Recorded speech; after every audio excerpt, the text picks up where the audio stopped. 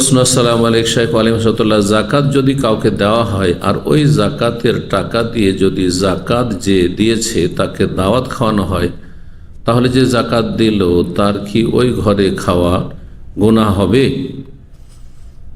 যদি জাকাত দেওয়ার সময় এমন কোনো শর্ত না থাকে, ইশারা ইঙ্গিত না থাকে যে জাকাত দেন অথবা জাকাত দিচ্ছি তোমাকে, তুমি আমাকে দাওয়াত দিবে, তাহলে জায়েজ হবে না।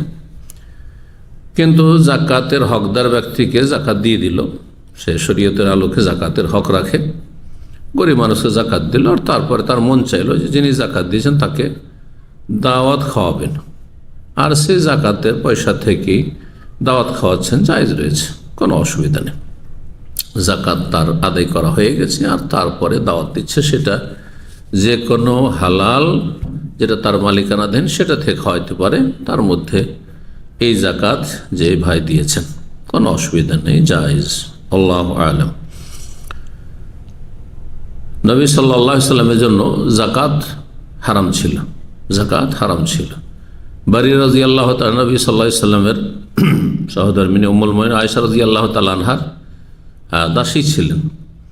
বারীরাকে কেউ সাদাকা জাকাত দিয়েছিল, একটা বকরি ছাগল, তো সেটা আর গোস্ত বাড়িতে পাক হয়েছে, সবাই খাচ্ছেন বা প্রস্তুত করেছেন। নবী সাল্লাল্লাহু আলাইহি সাল্লাম বললেন যে আমাকে দাও, তো বলছে যে এটা তো জাকাত, এটা সাদাকা, আর আপনার জন্য তো সাদাকা হালাল নাই, আপনার পরিবারের জন্য জায়েজ নাই। জি, আলে মুহাম্মদ সাল্লাল্লাহু আলাইহি সাল্লামের জন্য জাকাত হারাম ছিল। জি, তো তখন কি বলেছেন নবী সাল্লাল্লাহু আলাইহি সাল্লাম? সহিহ বুখারীতে কয়েকবার করে হাদিসটি এসছে।